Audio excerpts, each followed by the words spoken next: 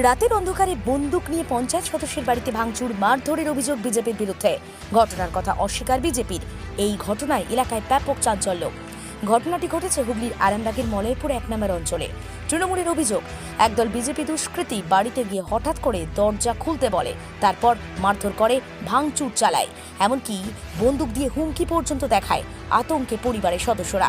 এরপর আজ শনিবার পরিদর্শনে যান তৃণমূল কংগ্রেসের রাজ্য কমিটির সম্পাদক স্বপন কুমার নন্দী। এ বিষয়ে আরামবাগ সাংগঠনিক জেলা বিজেপির সভাপতি বলছেন, এটার চক্রান্ত করা হচ্ছে, শাসক দল এই কাজ করেছে। অন্যদিকে স্বপন কুমার নন্দী বলছেন, পঞ্চায়েত সদস্যের পরিবারের লোকজন আতঙ্কে রয়েছে বিজেপি দুষ্কৃতীদের তাণ্ডবে। জানা গেছে, এই ঘটনায় আরামবাগ থানায় লিখিত অভিযোগ দায়ের করা হয়েছে। কি হয়েছিল ব্যাপারটা? পরশুদিন রাত্রিরে, শুক্রবার মানে রাত্রিরে 11:15 সময় ওই লোকজন আসে। মানে আমার যে শালি বললো, একটু আগে যে ঘটনাটা বললো পারবিনা খাতুন, ও বলতে যাই, ও এসে বলে যে ভাইটা এসেছে, এসে বললো যে বোন দরজাটা খোলো। ওই দিক দিয়ে ঘুরে গেছে, আবার চাবিটা ভুলে গেছে বলে ও হয়তো ভেবেছে যে ড্রাইভার এসেছে, ড্রাইভারের চাবিটা দিতে গেছে বলে যে যার মনে হয় সে নেই, তো বললো চাবিটা গেটের তলা দিয়ে গলিয়ে দাও। তারপর উনি ওপর দিয়ে উঠে যেয়ে দেখে যে এখানে 25-30 জন মতো লোক রয়েছে। কারা ওনারা? কারা? ওই বিজেপি লোক করে। আমি তো বাইরে তো কাজ করি, আমি ন্যাড়া সিং কেবল বাগায়, একে আমি জানি, কেবল সারাই করে। তো এই দেখে আস্তে আস্তে করে ডাকে, 3টে হাম্বর নিয়ে এসছে, 5-6টা বন্দুক নিয়ে এসছে। নাম বলছি, আমি তো বাইরে থেকে অত জানি না। কৌশিক আছে, আকাশ আছে। তো ওই গেটটাকে হাম্বরে করে 1 ঘন্টা ধরে ভেঙেছে।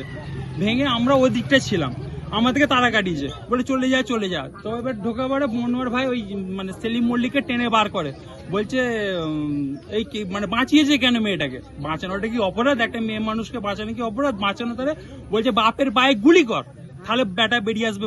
মানে সিনেমার মতন মানে ঘটনা করতে চাইছে। হ্যাঁ, রিভলভার ছিল। তো আমরা তো কি করে, আমরা তো নর্মাল ছেলে, আমরা তো এমনি ভীতু ছেলে, আমরা কি করে যাবো যদি গুলি করে দেয়?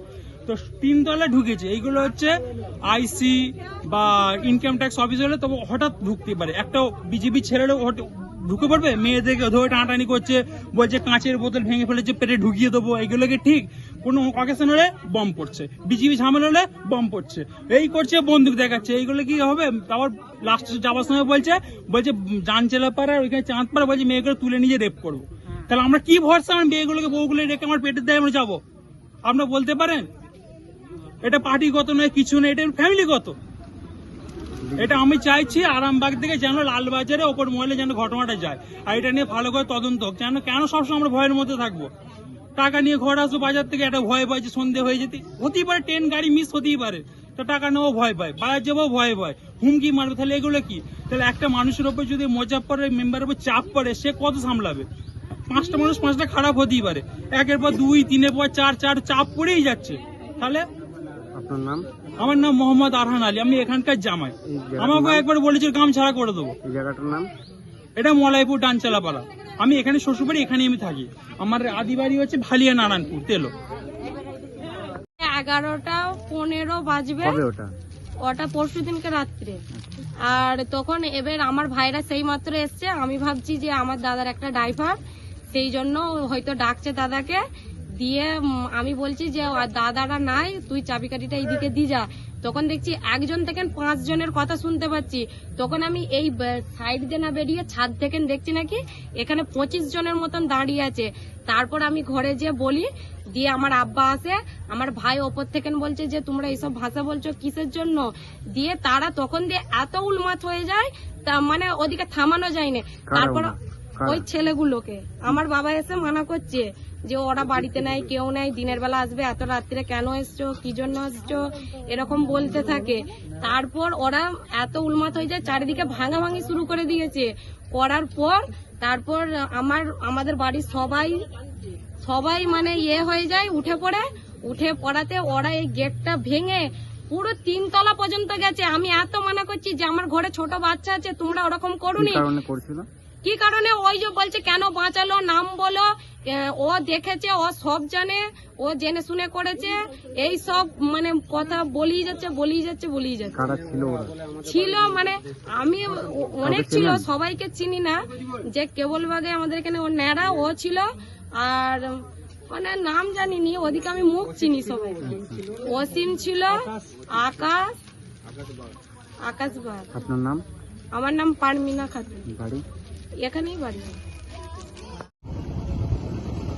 মলয়পুর 1 নম্বর অঞ্চলে বিজেপি যেমন পঞ্চায়েত ইলেকশনের পর যেমন আমাদের তৃণমূলের উপর যেমন সে গাড়ি ভাঙচুর করতে এসেছিল আমাদের উপর, যেসব ছেলেরা তারাই আবার সেই আমাদের মজফ্ফরের স্ত্রী আমাদের মেম্বার আছেন, সেই মলয়পুর 1 নম্বর ওর বাড়ি ভাঙচুর করেছে, মারধর করেছে, ট্রাক্টর ভাঙচুর করেছে। প্রশাসনকে জানাবার পর প্রশাসন যথাযথ ব্যবস্থা নিয়েছে। এবার ওরা খুব ভয়ে ছিল, ওদের পাশে দাঁড়াতে ওদের বাড়িতে এসে ওদের সঙ্গে দেখা করা হলো এবং প্রশাসনের লোকও ছিল, তারাও আশ্বাস দিল যে না, যাতে যদি এরকম কোনো কিছু হয় সঙ্গে সঙ্গে তাদের জানাতে, তারা সঙ্গে সঙ্গে তারা ব্যবস্থা নেবে, প্রশাসনও বলেছে। ভাঙচুর বা এরকম কিছু করেছে বা বন্দুক নিয়ে গেছে বলছে, ট্রাক্টর ভাঙচুর করেছে, বাড়িতে ভাঙচুর, কি বলবেন এই বিষয়ে? মলয়পুরে কিছুদিন ধরে আর ভারতীয় জনতা পার্টির কর্মীদের ওপর ডিস্টার্ব চলছে, এটা আমাদেরও আর কানে এসেছে। ওখানে যে পরিস্থিতি হয়েছে, যেভাবে আমাদের জেতা কর্মীরা আছে তাদের বাড়িতে রাত্রিবেলা 11টার সময় গিয়ে আর হুমকি দেওয়া, হামলা করা, আর প্রকাশ্যে ওপেন আর বন্দুক বের করে করছে, এটা ওরা বলছে, প্রকাশ্যে বলছে। আর এইরকমভাবে যদি চলতে থাকে আগামী দিনে কোথায় গেছে সমাজ, কোথায় গেছে? আজকে শুধু পলিটিক্যাল ক্ষেত্রে নয়, সামাজিক ক্ষেত্রে আপনি চিন্তা করে দেখুন, তাদের হাতে রিভলভার এলো কোথা থেকে এরা শাসক দলের মদত ছাড়া এগুলো কখনোই সম্ভব নয়। ওনারা যাদের ঘরে বাড়িতে হামলা হয়েছে তারা বলছেন যে বিজেপির লোকজন এসে হামলা করেছে। না, কখনই নয়, এটা মিথ্যে, সর্বরূপেও মিথ্যে। কখনই এটা সম্ভব নয়, আর কখনই এটা ঘটেনি।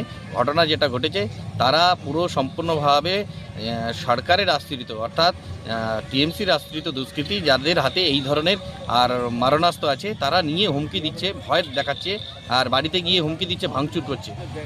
এটার বিরুদ্ধে প্রশাসনকে আমরা জানাবো, অবিলম্বে এদের বিরুদ্ধে ব্যবস্থা নিতে হবে।